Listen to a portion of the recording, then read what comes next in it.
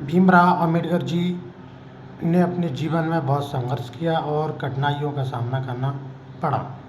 विशेष रूप से बचपन और युवावस्था में उन्होंने अछूत दलित समुदाय से थे और जिसे उसी समय समाज में बेहद नीच और असंतृप्त माना जाता था।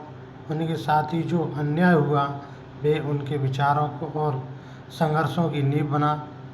और नीचे कुछ प्रमुख कष्टों और कठिनाइयों का जो वर्णन है वो हम आपको बता रहे हैं।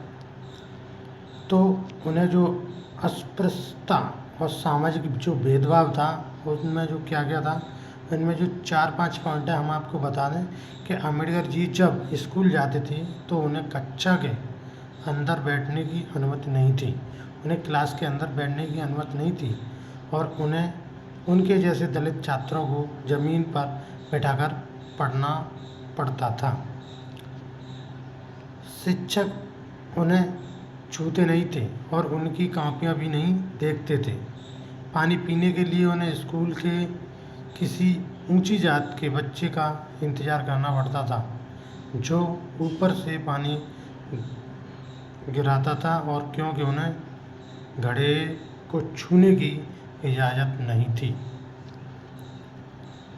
उन्हें यात्रा में भी अपमान झेलना पड़ा क्योंकि जब वे और उनके भाई स्कूल की छुट्टियों में घर जा रहे थे तो उन्हें बैलगाड़ी या घोड़े की सवारी नहीं मिलती थी क्योंकि कोई भी उन्हें छूना नहीं चाहता था।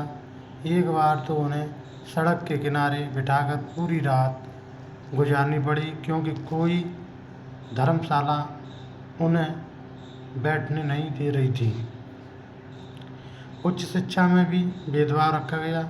जब वे विदेश में पढ़ाई कर रहे थे तो भारत लौटे और एक उच्च पद पर काम किया, फिर भी उन्हें जात के आधार पर नीचा समझा गया। उन्हें अच्छे होटल, क्लब या सार्वजनिक स्थानों में प्रवेश नहीं मिलता था और उनके ज्ञान और पद को नहीं बल्कि जात को देखकर लोग उनका व्यवहार तय करते थे। आर्थिक जो कठिनाई थी उन पे, उनका परिवार गरीब था, शिक्षा के लिए संसाधन नहीं थे, फिर भी उन्होंने छात्रवृत्ति पाकर विदेश में पढ़ाई की और उन्होंने पढ़ाई के दौरान कई बार भूखा रहकर या बहुत कम साधनों में गुजारा किया। अपने लोगों के लिए उन्होंने संघर्ष किया। उन्होंने दलितों के लिए मंदिर प्रवेश, पानी के अधिकार और शिक्षा के अधिकार के लिए लड़ाइयाँ लड़ी। उन्होंने विरोध, गालियाँ और जान से मारने की धमकियाँ तक मिली। समाज का बड़ा हिस्सा उन्हें के खिलाफ था, फिर भी वे डटे रहे। निजी जीवन की जो पीड़ा, उनकी पहली पत्नी रामाबाई का देहांत हुआ जब वे बहुत व्यस्त थे। उन्होंने उस दुख से बाहर निकलने में बहुत समय लगा और उनका स्वास्थ्य भी जीवन के आखिरी वर्ष में भी बहुत खराब रहने लगा था।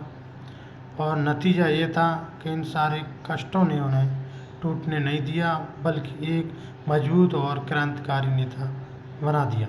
उन्होंने भारत को संविधान दिया और करोड़ों दलितों को आत्मसंविधान और अधिकार दिलाया।